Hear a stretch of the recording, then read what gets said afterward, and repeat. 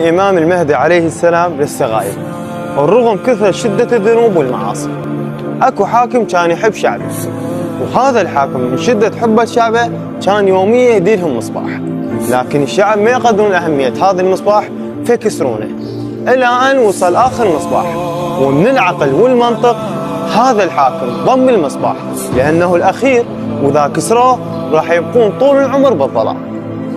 يعني ايش تقصد؟ يعني ان الله سبحانه وتعالى خلق لنا 12 امام هم انوارا لاهل الارض، وكما قال النبي الاكرم صلى الله عليه واله يقول ان النجوم في السماء امان لاهل السماء واهل بيتي امانا لامتي، لكن الناس استخفوا بهم وجهلوا حقهم وقتلوهم، فلذلك الله سبحانه وتعالى غيب الامام عليه السلام حتى تدرك الشعوب والناس مدى اهميته. والله بكلامك صحيح، بس الواحد إذا عنده الذوب وين يروح؟ هل المعقولة الإمام يسمع العاصين؟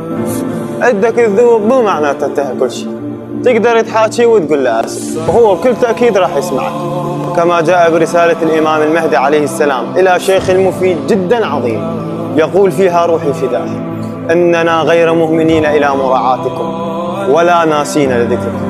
السلام عليك يا مولاي صاحب العصر والزمان، عندما بعثت وأينما أتيت وعندما تأتي، السلام عليك ورحمة الله وبركاته.